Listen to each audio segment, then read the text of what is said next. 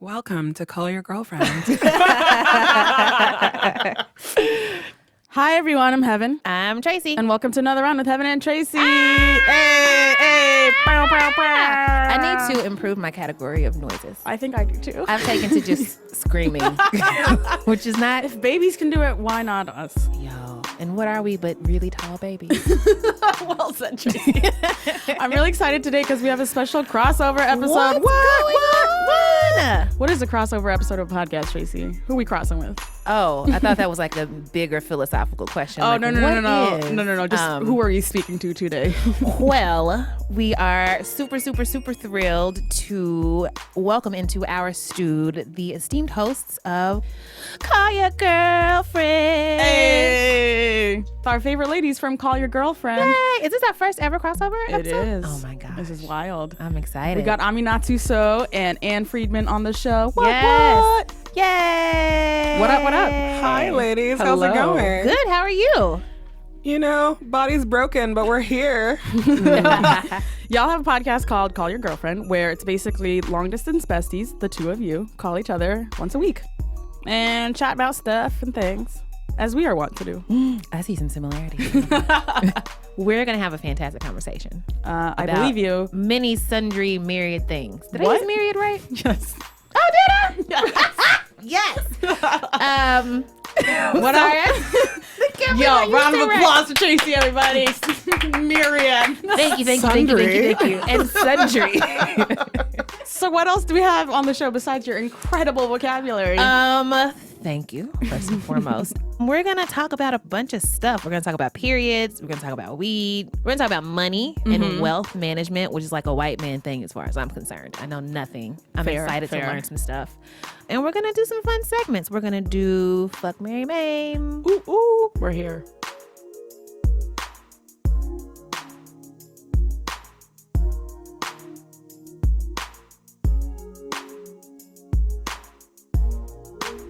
So you guys do long distance friendship. I am curious, are you good at long distance relationships? Oh my God. Oh, good question. Yeah. I thrive in a long distance relationship. I do too. Tell me more. Thrive. What? It's the best of everything because I'm listening. I am a high anxiety neurotic human. Hey. Same. And so just the thought of not having to see someone every day for logistical purposes Yes. is I'm like down for this. I'm just Yes. like, oh, I can't see you, but not because I'm like a neurotic, because there's geography makes it impossible.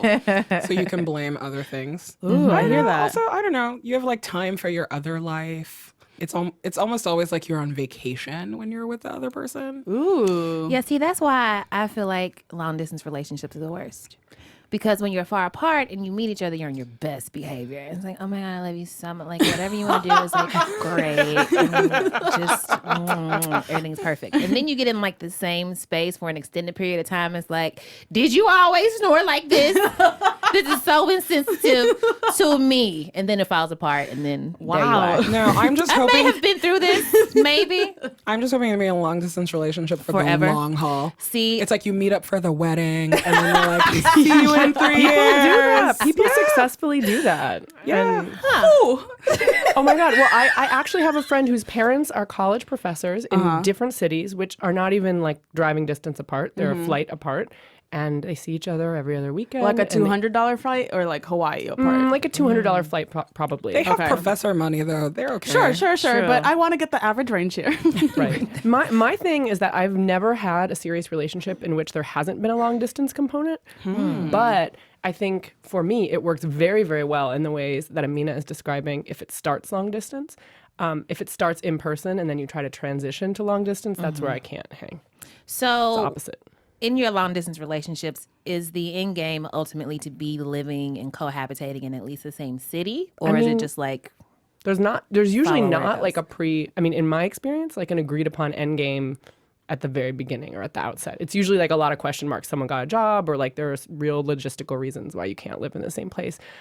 But with very real benefits, like you getting lots and lots of time to yourself and not having your friends expect you to say like, we are coming to that, and the we means you and this like person you're dating, as opposed to just me. You get to be just me for longer. I'm Stay interested. yourself. I'm listening. Yeah. I don't know. My end game is just to have my own mansion filled with caftans, and it's, you know, I'm That's like, just the general end game. I'm like, if you fit, like life. Yeah, I'm like, if Relationship somebody or not. fits, yeah, it's like if you fit in this scenario, great. If you don't fit in this scenario, I'll see you at an airport. Careful, everyone fits in a caftan. Not everybody looks great in one. You all talk a lot about periods on your show, which we are frankly not talking about enough. What are your go-to like period day comfort things? Or That is a period great week, question. month? Wine. Marijuana products. Yeah. Topical and ingested and smoked. Oh Topical. shit! Y'all Well, are on we some live in other California. level. We live in California, so we're Wow. next level when it comes Right. to access. But what did school me on this topical marijuana? Oh my God. there, And I like, have that ointment that you ointments? gave me. Okay, wow. Tell me everything. So Anne blessed me with an ointment last time I was at her house in LA. Ointment. Anne hates the word ointment, is why I'm laughing. Okay, explain the ointment. It's just this like cream that you rub on your, you know, like pelvic muscle area. Anywhere your muscles hurt, really. Anywhere. And I was honestly very skeptical about it. I was like, you What know, are, like, what's in it? It looks like you could put it on your pizza. I was like, is this olive oil or is this like marijuana product? Hand to God. 2 minutes later, the whole belly area was tingling. I was back. Yeah. It was What? perfect. It's like a little bit of like a painkiller plus that, plus a glass of wine, plus like a heating pad, and like Oh my God. yeah, You're blowing my if mind. you What need is to go like day 2 nuclear on some cramps, that's Yes. Oh, it was Okay, excellent. wow. I'm taking notes, honestly. Heaven's moving to California now. Yes. This Oh, is it's been please. great making My the show with go-to you. is always just like smoke, but I'm not on these levels. I was talking to a friend of mine who's from San Francisco last night, and he was telling me about like the way the dispensaries work. And I swear to God, it was like listening to like the customs of some strange foreign planet. I was like, so you just go to somebody and get a card, and then you can just go someplace. well, it's and like a just, wine list. Like you go to the list and you're like, well, I'm looking for something that does this or Wait, feels do you this both way. have cards? So, I'm a black woman in America. I'm not trying to get, and I'm also an immigrant who is like not a citizen yet. So I'm not trying to get on a database of marijuana smoker. Okay, in I hear case, you. I hear you. know, Because one- you're black. I just have a really paranoid immigration lawyer, so he's like doing it on a list. Right. But No, you that's know, good. That's smart. the minute that's sorted out, probably I will get a card. But I will say this: I was in Portland recently for a work thing. And in Oregon, you don't need a weed card. You just like walk in like it's a Trader Joe's. And my entire suitcase was marijuana products flying Oh my back God. because at the Oakland airport and at the San Francisco airport, they that's don't what I care. But I find myself so resentful of white people in the drug culture. I know. Oh, totally. I always want them to get arrested. I know, I'm like, but that like, girl has a weed pen. Get her. 15 to 20 right there. I know. like I get so heated when I'm Emotional in those emotional spaces. reparations. Yes. I know. But you know, we just It's wild. It feels like America's laughing in your face to have like all these black people in jail for marijuana related it's true, you know. like offenses, and then now all The weed of the weed boom. industry is white people. I also get very upset about it, but I think too that for me that's part of the reason that I'm really public about my marijuana usage. Wait, I don't understand. Because I think that like white people have just been for a long time been able to talk about, you know, like recreational weed for them, and they've honestly like created culture around it and all these other things, and they own magazines around it. yeah, and there, you know, and there is still like a marijuana closet in the sense that, you know, it's not a thing that you should talk about when you're a professional and blah, blah, blah. And I was like, well, I feel that I am also privileged enough that I don't work at a job where, you know, I get drug tested or I roll deep in white people. So I'm like, if I go down, they go down. Listen, sometimes that white blanket don't be getting you though. I don't. It's assume it stressful. would. It's really stressful, but I feel you. The only times I've smoked in public are with white people. I mean, you need their blessing. It was like a nice little insulin blanket before we hopped into the MoMA. Only with white people. One reason I got a card was seriously because I was like, I can do this without much fear of, I mean, I'm like white girl with weed pen example for sure. Do you guys know what we're talking about when we say I weed am pen? familiar with Okay, weed just pen. making sure. I don't know about this coast. This is a vape pen. Is that right? A vape situation. That's all. But because like before I had gotten it together to get one, I was like, oh yeah, I'm just like relying on other people to get this for me. I'm like, I could be that person. I could be that person for my friends who do not feel comfortable. Yes. like declaring it. White people you who could be make the themselves Moses useful to the of friend weed. group. Hold it down for the community, white people. Buy us some weed. Ways to be a good white ally. Yes. Provide marijuana at discounted prices. For the community. Or for free. Do it for Do the this community. for our culture. I know. Make yourselves useful. But I think that there's also this other dimension, right, of when you're a woman, also marijuana is kind of a taboo. It's before like dispensary culture and all this stuff. That was always the sketchiest interaction I always had. Oh, absolutely. like when we When a lived in random DC, dude is your especially. dealer. Right. Yeah, I remember like living in DC and having to like meet people in cars or Yeah. just or like the dude will come up to your house and they're always like forced like gross interactions. And They're I was like, always well, dudes. They're always dudes. Yeah. exactly. Except in New York, I had a great delivery Same. service that was all ladies. You would order like a home manicure and then they would show up with weed. That's so great. New York is the first place I've ever had a woman dealer. I know, but it's like the minute you have a woman dealer, I'm like, I feel much better already. changes the Please come game. into my It does. apartment. I would always offer them wine and whatever. So Yeah, they hold it down. Who's been your best dealer? Like, what have been the attributes of a good dealer? the attributes of a good dealer are somebody who show up on time when they Okay. say that they will. Okay. They don't linger. But so you have like polite professional interactions. Okay. But the reason that I really liked my lady dealer is because she would come with those other treats. She would like give you a nail polish Yeah. or like a cookie and she would just text for like special occasions and she gave like good email. I was like, you're good at marketing yourself. Yeah. Proper business. So I like you, but she was also like no nonsense, right? She's like, "Hi, I'm not trying to be your friend. This is drugs." Like, Which is also important, and like the right tone between small talk and I'm not trying to be your friend. yeah, and the creep factor was just not there. Whereas like with dudes, Yeah. they're just it's a whole situation. it's like they just like linger, they stay too long, they just like make it weird. always. I'm like, I'm not trying to do this sketchy Or they thing. ask too many questions that are like not related to the business at hand. Like, oh, like what do you do? I've had them be like, oh, what do you do for a living or whatever. I'm like, you might be the no, feds. we're not- what are you Don't even do talking that. about? We're not This is crossing that fascinating line. for me because I'm like the most like, but drugs are bad type ass person ever in like life. That's not true. But marijuana isn't drugs. You know what? Yeah, same. I mean, we're first of watching you all- drink. I mean, true. I'm saying. It's true, I mean, though. I It grew is. up in a house where like everyone like drank at least socially. What they weren't doing in front of my face, at least, was smoking weed. And like, I swear, I'm one of the few people who went through the DARE program, and I was like, I'm never gonna do drugs. Oh my god. 1,000%, cute, Tracy. 1,000%. And up until recently, I've been like, nah, like when like I'm out drinking whatever, somebody's like, we're gonna go outside. You know what I'm saying? I'm like, no, I'm okay, I'm good. So I'm just now breaching the point of my adulthood where I'm like, you know what? It's not that much different from liquor. I should not Oh, be. way But I mean, better. I no, I I didn't smoke. disagree. I didn't smoke but- until I was 21. But can I tell you guys my worst drug dealer I ever had though? Yes. Because I hope that he one day listens to this and knows how awful he was. I hope we have a strong contingent of drug dealers The listening. show is now call another dealer. Call your other dealer. Your tea. When he was leaving town, he sent an email to his entire customer list, un-BCC'd. And said, thank you guys so much for your business over the years. I'm going to law school and it's all thanks to you. This is like the DC madam who was on the list. It was just I'm like, you have no chill, sir. You're not going to make it through But law it school. was the best because that's how I found out who all the other smokers in Right, DC I was were. gonna ask, like, so were there names on the list that you recognize? Some of them have big deal jobs now. Really? And I was like, my I'm God, like this that is so guy. We scandalous. had the same dealer. But That's a you know, delight. it was that was so shocking to me. I Like, was what like, level are you speaking? Right. You roll in some big circles. we're like, I like, see you, girl. like big deal TV people that you would never know, people who host debates, and like stuff like that. And I was like, this is amazing to me. And delicious. no, but yeah, talk that some more guy's the worst, and he graduated Harvard Law School. I was like, good for you. Like this is how you paid, but for couldn't that. figure out like not to BCC. Yeah, he couldn't figure out that, like, I'm like, next time send a note in the mail. Don't Did anyone reply? No, nobody replied, and then nobody talked to each other about it except for one person who accosted me at a party and was like, who are you gonna go to now? And I'm like, I'm sorry.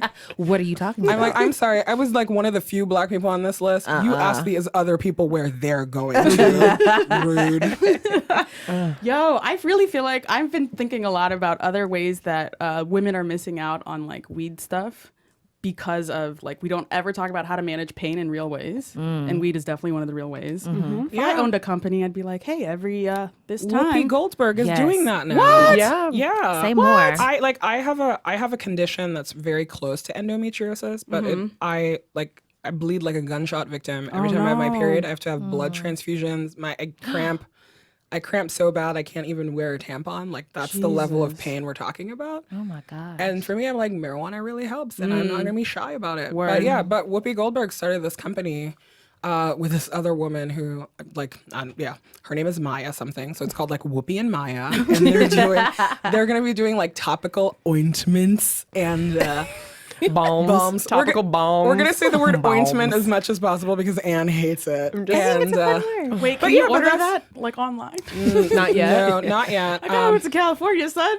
Not yet. mean- but yeah, but like that was her whole thing. She was like, pain period is real, and we should deal with this. And I was like, thank you for talking about this in a way that is just.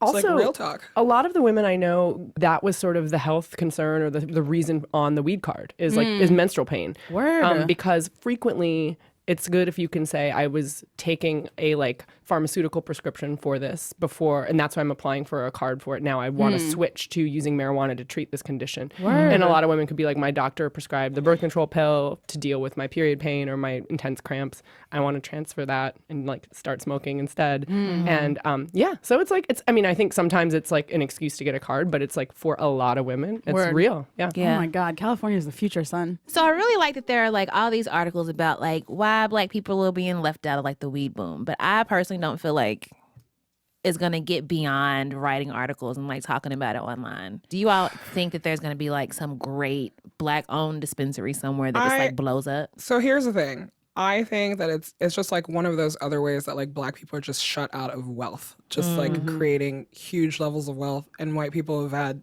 all of the advantages already. Word. So it's like if you look at a place like DC, for example, where you can have a dispensary, the rules just make it so that you like essentially have to be a white person. What do you mean? What do you mean? So like it's people who have had felonies or people who have had like any kind of drug related charges can't be a part of starting a weed business. And you're like, actually, I'm like, these people have experience. Right. I'm like, if you want to run a successful dispensary, probably let somebody who like used to be a dealer do it. But it's also like, if you think about like who is working towards like making the laws and the regulations, right? Like it's like white people with like an eye for the future. So out of nowhere, like Nick Lachey is like a weed. Oh my God, I know. Like, he's like a weed mogul. I was like, for real? what? Seriously? Yeah, he went from like Trying to chicken of be. the sea. He went from chicken of the sea to like he's like a drug bazillionaire now. Like that's not fair. This is Not why we're dealing. rooting This is for a wild Whoopi and world we Maya. live in. That's not fair. That's like just not fair to Yeah. us. And Nick Lachey. and it's just you know. Nerve. How dare he? I just it's There's one of so many black it makes me people. really angry. It makes me really angry, and I think I like hope that like we'll get there, but just like even culturally we're not there. It's like people are just suspicious of black people who smoke marijuana. So imagine if you're like a black person who it automatically means that you're not respectable. You know, Yeah, you're gonna word. have to work even harder. It's like Word. all of these like white people get to be hippies and whatever, Yeah. and they do that. And for black people, you're always going to be, it's like, no, criminal. you're like scum of the earth. And that's why you're trying to get in on this business. Yeah. Right, coupled with a lot of the really, frankly, super old school ways that people in marginalized communities are shut out of owning businesses. Just like basic stuff that like loans you know, and shit. that is definitely something that's unique to this industry. But a lot of the other stuff, loans and who you have access to fund it, and I don't know, like ability to influence money. legislation about it or whatever. Yeah. Yeah, like all of that stuff is just like I think that is an underlying reason with this other thing on top. You know, Yeah. it's a double whammy. I'm glad you guys bring up wealth because one of the things your show does well is you talk to a lot of different women and you think a lot about women and how much money they make. We think about money. Money in general is something we're not talking about, and I want Especially to for learn black more. For for black folks, for women, like Yeah. we should talk about money. For example, I'm not familiar with the word wealth. Money versus yes, wealth. being rich and being wealthy are like two separate There's things. an Totally. excellent Chris Rock joke about this. There are no wealthy black or brown people in America. We got some rich ones. We don't got no fucking wealth. People go, well, what's the difference? Here's the difference. Shaq is rich. The white man that signs his check is wealthy.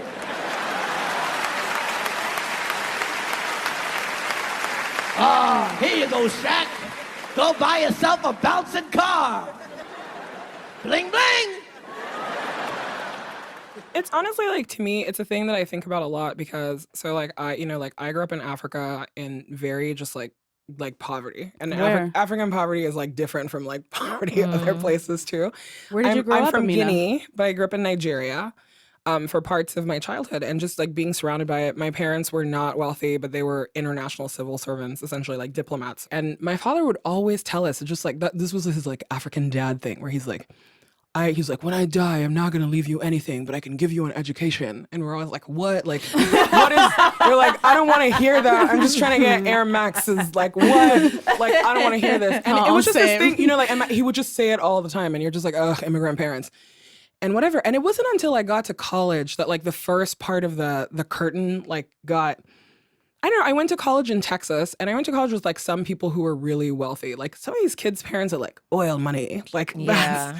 Like, to some people it sounds stupid, but for me it was like, oh, like, let's go to my parents' lake house, or let's go to my, like whatever. And I was like, oh, this is what my dad's talking about. Like, when he dies, there's not a lake house. Like, and, like, that's property. It's like property is like one thing. Like, he's not going to fly all my friends to, like, go do this thing. Ibiza. Take a pill in Ibiza. I hate that song. I know. Stuck in my head. But, like all of these, all okay. of the EDM, you should not. You should be proud that you don't get this reference. I feel great. But it was just like little things like that, right? And then like, you're like, realize that diaspora struggle. And I was like, oh. And then I like started reading about like housing segregation and all these things. I was like, oh, okay.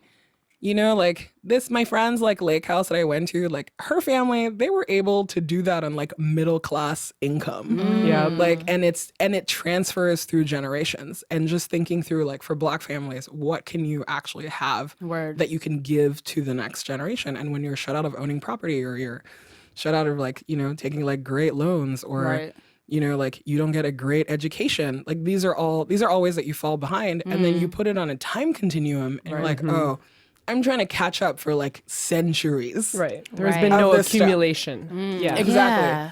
And then for me, I took a tech job in San Francisco, and I'm not, it's like San Francisco is even worse than New York that, where I'm like, I have a great job. I make a lot of money. I make more money than my parents probably made like collectively. Yeah. And for people who I don't not... still own a home, like that's crazy. Where do you work? I worked at Google, so you might have heard of it. I'll Google it. Google it. I hate you, Tracy. I hate you so much. So much. But that's crazy. Yeah. And you also write a lot about freelancing and the difficulties of that economy. How do you think about money?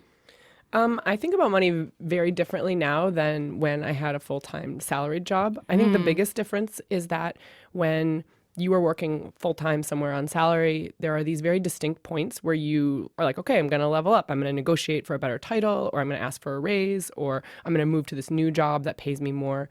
And when you are self-employed for the foreseeable future, like I am, you have those negotiations in all these small ways and in ongoing ways every time you accept a piece of work, or every time you sign a contract, or have that conversation. For me, that's made it easier to sort of ask for more, because I'm like, well, if I ask for 20% more here over the course of the year, that adds up. I don't have to, I don't know, but it is something that has to be top of mind almost constantly. I hope to have some money one day. Once I get money, what do I do with it so that it turns into actual wealth, like wealth management, investing, financial planners? Nobody in my family knows shit There are about that. experts. We are not those experts. We are not. Listen, I can tell you, a white person invented the iPhone because one of the things that comes automatic with the phone is stocks. Yes. And you can't take it away. You can't take it off. You can't take it off. Yeah. You know any Black people who in your life know about stocks? I know No. one. I know one. She's sitting in this room. the second person is Amina. Amina, I'm calling on you. So, like, where do you even start? Like, I know that y'all are not like wealth management professionals, but you have, I'm assuming, at least you, Amina, have have, like, an found accountant someone who or can like handle someone? your shit. Like, where do you even start to find somebody who knows stuff? So it depends, right? It's like the first thing that I usually tell young people is how do you tackle your debt? It's like if you know, whether it's a windfall or whether it's you got a big raise at work or whatever. It's like that's like one very real thing you need to take care of and just start cutting away at it. So that's one. Two is to just have a cash reserve. And say like, you know, if you get hit by a car tomorrow and you can't work or like, you know, or you're like a diaspora person like me and your family is constantly like, we need one more thing for our village. Like, how does this work? You know, and you just like need money. It's like, where is that pile of money coming from? Right. And then the other thing is retirement. Like retirement is real. And even people who work office jobs, like they don't know what their 401k looks like or whatever. So it's like, you have to learn about that, right? Like, got to max the 401k out. But after you've taken care of your debt and after you have cash on hand, then you can worry about that thing. And people will, I'm like, do what works for you. But for me, like, that's what works. How did you learn all this? So really funny, in my first job out of college, the only other Black woman there gave me Susie Orman's book for women. Okay. And she's like, nobody told me about this. Read this, girl. Thank you, Danielle. I'm listening. What Thank is you, the Danielle. book? And Susie Orman, like, Is she I'm not even gonna front to you. Like, personal finance is snake oil. Like, some of it is good advice, but the other part of it is like, remember that these people get rich by giving you advice. So like, what's in it for them, right? Okay. This woman that writes, I forget what she writes, but her name is Helene Olin. You should follow her on Twitter and like read everything that she writes. She's been a finance columnist for a long time. Yeah, she's a finance columnist, and like her whole thing, and she wrote this like great book that was basically demystifies the personal finance industry. And she's like, these people are all lying to you. Like, what you really need in your life is finance advice from people who are accountable to you. You know, that like if they mess up your money, the government can go after them. And also just realizing that, like, you know, if you cut out like the $5 coffee every day, like that's not how you're going to get rich. Yeah, Totally. But Oprah gives Right. that advice all the time. They're like, if you didn't buy those shoes, Tracy, maybe like you could own a home now. That's a Maybe my lie. children That's a could eat lie my from food. the bullshit. No, that's a lie from the pit of hell. But that's how you make women feel bad about their choices. It's like it's between a lipstick or, you know, like it's a lipstick or a house. That nobody's ever paid you enough money for your labor. Exactly. Right, right. Ignore all exactly. that. It's not like people are underpaying you. Personal finance is garbage. All of that stuff. So it's like I like reading Helene Olin, and also there's this thing called FINRA, and Say that again? This is Amina's favorite thing. It's like a finance regulatory agency, but it's like if you're gonna get somebody as a personal finance advisor, you need to make sure that they're certified with FINRA. Because What does FINRA stand for? the internet is down, so I can't tell you. It's this regulation thing, right? But it's but that's like a thing that I learned from like reading Helene Olin. She's like, you need people who are accountable to regulators to like deal with your money. Her most recent book, The Index Card, co-written with a journalist and academic named Harold Pollack. I read it pretty recently and I was like, oh yeah, like check. I've done some of these things. I've dealt with this type of debt and whatever. But then there are also chapters on like renting versus owning and you know what you should look for in a financial advisor. And it's pretty Tactical, basic and tactical. I think that's a great starting point. Do you have any other tips, Anne? I don't know. I mean, I think actually I've learned so much by asking my friends. You know, everybody has a few friends at least who are more together than they are on this front. Ask the men in your life. Yes, honestly, ask men. I got all the best financial advice in my life from dudes. When I started like dabbling in stocks, I asked like some ladies, and they're like, I don't know what I'm doing, and I was like, yeah, duh, because you're just as underpaid and like me. Started asking men. It's like, ask the men in your life. It's like, where are you moving your money to? And, you know, like, follow that trail. I'd have to ask the white men in my life. No, for sure, though. The black but do men I it. know don't handle their money. But also, like, you know, you guys work in a real office. Like, nobody goes to their HR people and goes, like, can you explain this to me? Honestly, and some of them, like, that's what they're there for. If your company gives you stock, they have people that you can talk to explain that stuff to you. But people just get overwhelmed by paperwork. You know, you're just like, sign here, and then you put the money in the 401k and you don't think about it. But there are actually like resources in a lot of workplaces that you can take advantage of, or they'll point you to like they'll point you to a lawyer. I go talk to a lawyer once a year, and I'm just like, here's what my employment contract looks like. Here's what my other things I'm trying to work on. It's a So lot together. of work. So together, this one.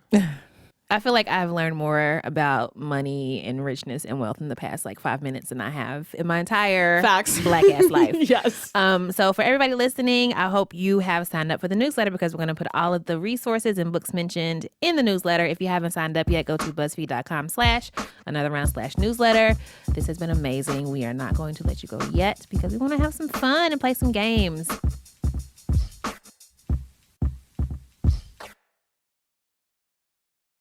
Fuck, marry, maim. We're not gonna kill anybody because we're nice. Nice-ish. We'll still maim you, though. I mean, you can sell you. They'll be fine. Yeah. Emotionally maimed. Yeah. Emotional maiming. Cut them deep where it hurts. I know.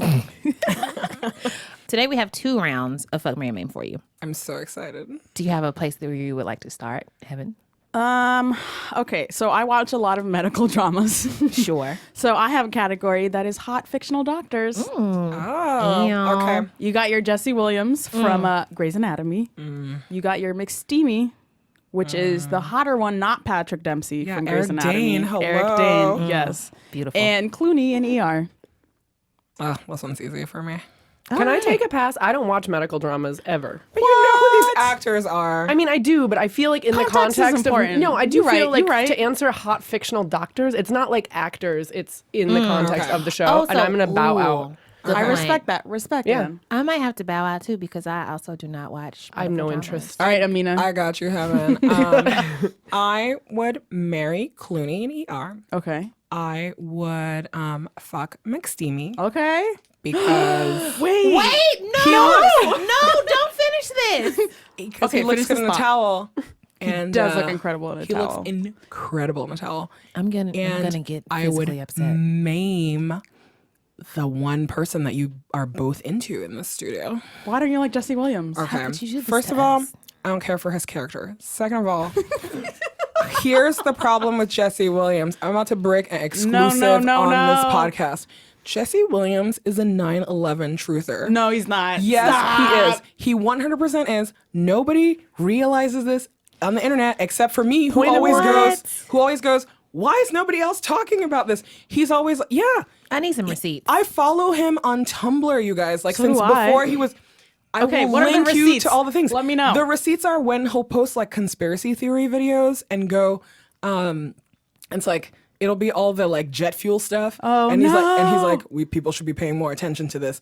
And like, you guys are so blinded by his Bay wokeness that you're forgetting that he's a 9/11 truther. Are you sure he's You know not, who's like- another truther? Oh my God. Mark Ruffalo.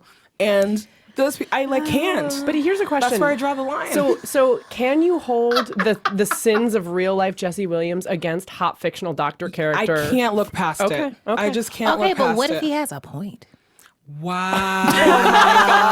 I can't be in this room right now. I cannot be in this I'm room. just saying, if Jesse Williams thinks that it's true, there might be No. something This to is not it. my Because a argument. face that beautiful would not lie to us. That's not my true. God. All right. Wow. Hear me out. Hear me out.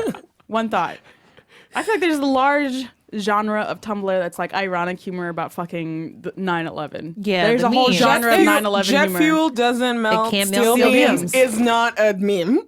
Yes, it is. It's been turned into a meme. It's been turned Also, into a it's meme. true. when the just saying. teens do it. But Tracy, I'm stop. telling you, we'll send all the links out to the You're saying newsletter. because he's not a teen, he cannot No, buy I'm into telling the you irony? that he was doing it in a serious way. And I just don't think that you, You know For what? me, that's where I draw the line. That's Okay. where my social media. I hear you. I'm that's where I listening. become a social justice warrior. It's for 9/11 truthers. I'm like, you got to get him out the paint of social All right, media. we're gonna ask.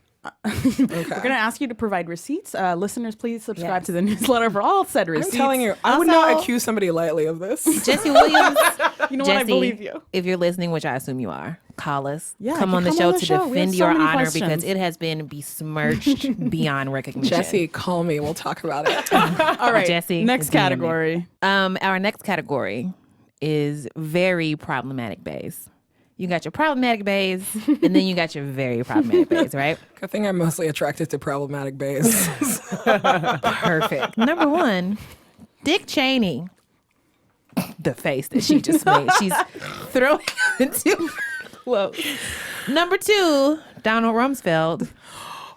And number 3, Karl Rove. Very problematic early aughts bays. That's what this is. Very specific. Also, more importantly, I'm like, those three people are not the same person. Those are three distinct individuals. Three different bald, which doughy white men. Which one is Karl Rove? Oh, Karl Rove Looks is like a ham. the Michelin man.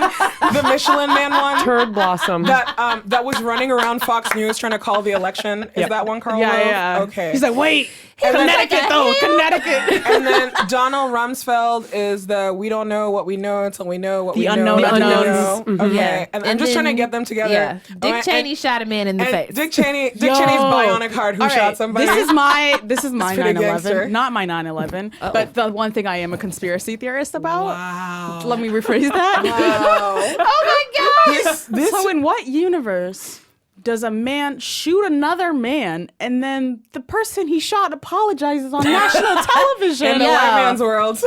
I'm trying to get on that level, honestly. I'm trying to get the tea about what happened there.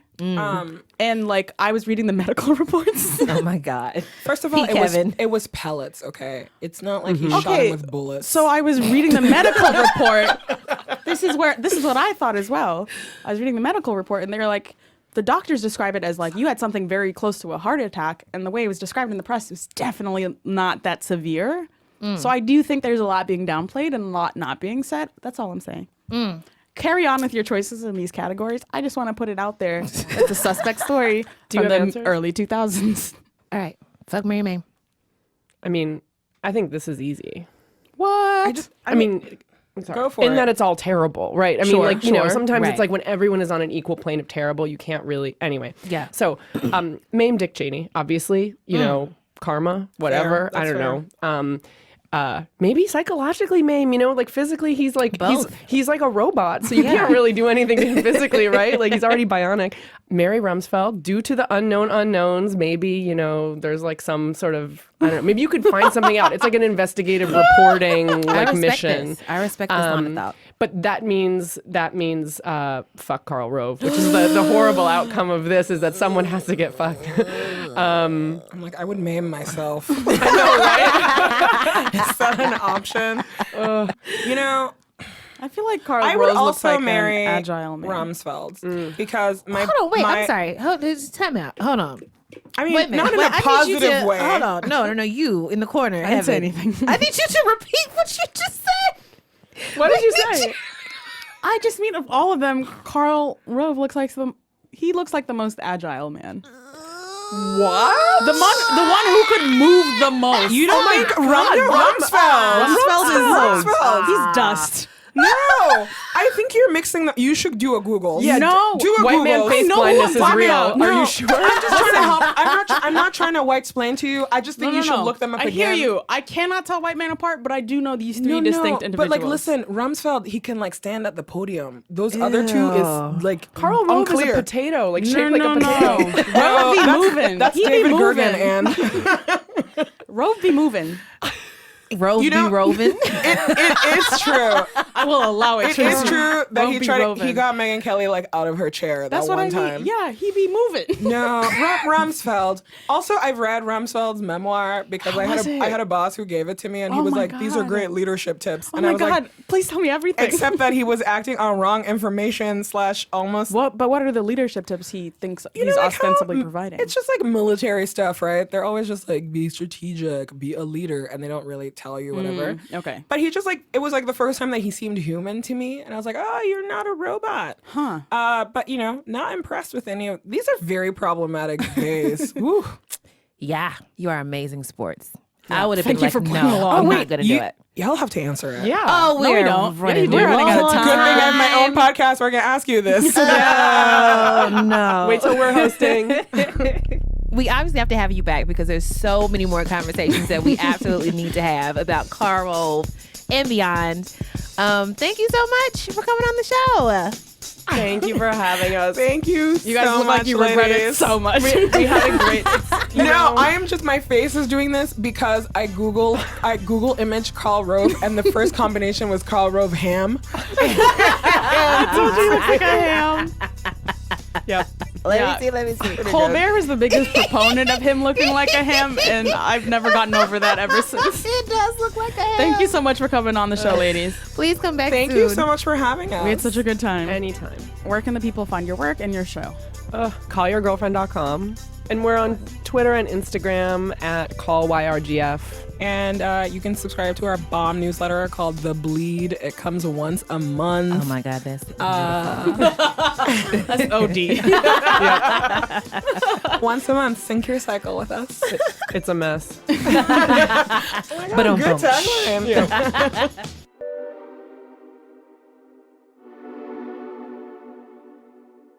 Heben, guess what? What? It's time for rounds. Ooh.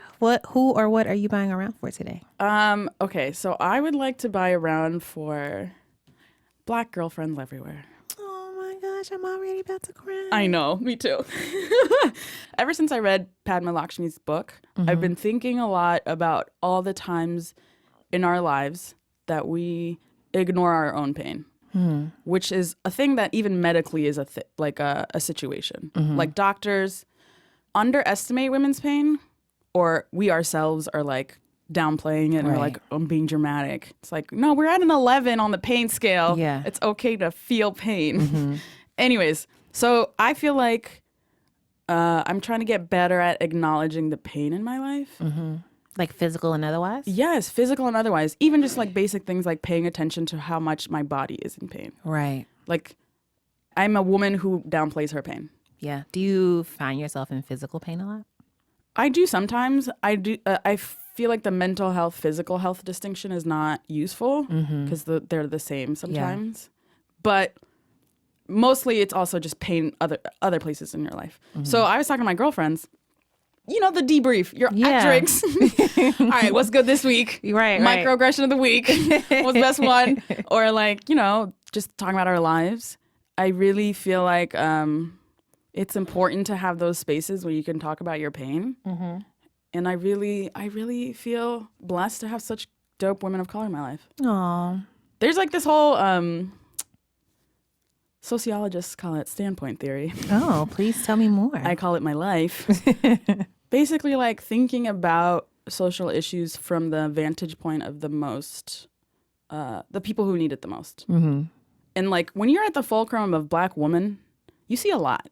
Girl. You see a lot. And just hearing all the different stories my friends have, like we're talking about harassment, we're talking about invisible labor. Like there's just this whole world of things that other people just will not know. Yeah. And like it is important to acknowledge that pain. So I really want to celebrate Black girls everywhere. Shout out to safe Black girl spaces where you Yes, can do that without having to worry about judgment. I know. It's so necessary. It's so necessary. I like to do it with some weed. You can partake in anything you want. As my friend likes to say, we smoke on it. Don't think on it, smoke on it. And I also would like to add weed to the reparations tab. I think we deserve that. I think we deserve some calm. Officially put that on the tab. Yes. Yeah. Good round. Who are you buying around for? I'm so excited for this round. Oh, goodness. So there are like 3, maybe 4, possibly 5 albums in my life that I can listen to beginning to end over and over. One of those albums was made in the year 2000 by a gentleman on the Bad Boy record label Oh, goodness. named Carl Thomas. Oh, my gosh. His first album is so good. Oh, my God. To be honest, I am not that familiar. Oh my God, what I'm are you sorry. doing? I'm so sorry. Okay, You know so I'm 5. you're right. So Carl Thomas, he had the S curl. He had like the little turtleneck cable knit sweater. And he was just like, so the first album is called Emotional. He's had other albums. I can't tell you nothing about that. But yes, I love your response that just now because this is a man singing about his emotions, right? It helps that he is an amazing singer. Okay. And the production, which I'm looking at Wikipedia right now, apparently, like I knew that Diddy was the executive producer, but Heavy D was also on the production team. Like, Ooh. right? Okay. So like the overall sound is just like so mellow and so smooth, and it's like kind of like old school R&B, but not like your uncle's old school R&B. Yeah. This is the R&B music for new uncles. Okay, like people my age are gonna be like looking at their little nieces and nephews like, you don't know nothing about this. You don't know nothing about emotional. What you know? What you know about it? Get out of here, Tracy. But it's so good and it's so fun to sing. Like I don't know how to describe it. Okay, Anita Baker, I would say, sings as if she's yawning very prettily. Right? Carl Thomas does it in a less yawny way. But it's just like all of these wild descriptions. I know. I don't even know if I'm making any sense, but it's like a Latin black ass R&B ass song that means nothing, but it sounds so good. Makes me warm, so warm. Sweet rain. So we should start with emotional. Start with emotional, then go to Summer Rain, and then just let the entire album wash over you. It's some of the best music that the human race has ever produced. Wow. Hands down. Okay. It's so important to me. I'm Shout gonna out go- to Carl Thomas. I'm It's going to go around listen to year. this man. Yes. Shout out to R&B ad-libs. Listen, when I was back in pre-BuzzFeed Tracy life, I had a blog about the most ridiculous moments in R&B. There are so many. There's so many, and I've always wanted to start an R&B ad-lib catalog Ooh. where we talk about like the best and worst ones. We should do that sometime. Ooh. I'm into that. All right. So that's my round.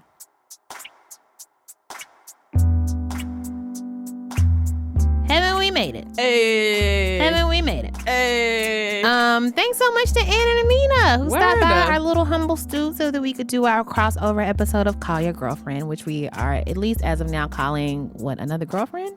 Call Your Round? We will talk about that later. All right, fine. Call your round. I mean, whatever. I roll with it. This episode was produced by Eleanor Kagan with Antonia Serajito, with production help from Jenna Weiss Berman, and of course, Julia Furlan and Meg Kramer. Our booze, we love you so much. Thank you to Paul Ruiz at Argo Studios. Thank you to Jean Grey and Don Will for the amazing music that they have provided us over the years. Over the year. It's been 1 year. Over the year. You wildin'. I'm doing a lot. You can follow Jean Grey at Jean Greasy, and you can follow Don Will at DONWILL. Thank you to Heaven. Yo. I don't even know how we keep doing this. Shout out to the Tracy. Oh my gosh. Follow her at Brokey McPoverty because her tweets always still make me laugh all the time, even though I spend so many hours of my day with her. That makes me feel so good. And follow Heaven at Heaven Rants. And she doesn't tweet a lot, but when she does, Fire. it's 100 Fire. emoji. It's No, several it's hundred not. emojis. It is. Significantly lower your expectations. Also, sign up for the newsletter. The newsletter is like where you should go if you want more after listening to the podcast. And if you're on our Twitter feeds and you're just like, I just wish I had more. This is your more. Go to BuzzFeed.com/anotherround/newsletter to sign up. You're going to get great vines and memes and stuff to read. Great pictures of Heaven passed out on the floor because she just can't do it anymore. There are a lot of those. Also, check out BuzzFeed's other podcasts like Internet Explorer, The Tell Show, and BuzzFeed's newest podcast, a politics show called No One Knows Anything. Which is the perfect title for a politics podcast. Yes. Hit us on the buzz. You can find us on Twitter and Facebook at Another Round. You can email us at anotherround@buzzfeed.com. Rate us on iTunes. Leave Say a little nice message. things. Yeah. Also, drink some water and call your mom Also, floss. and take your meds. Yep. I'm going to go floss right now. Excuse me. Are you really? No, I'm sorry. Why did you? I'm sorry. But I have been thinking more about my floss situation. I'll take it. Thanks, y'all. Bye. Bye.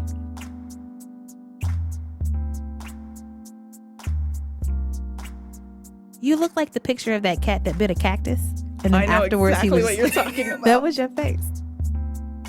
One of my favorite things on the internet is there's a picture of a man being chased by a hippo. I know exactly what you're Yes, talking the about. hippo's like on this man's heels. And I wonder what happened to that man. He's Underestimated the hippo. Yeah, you know, he's gone.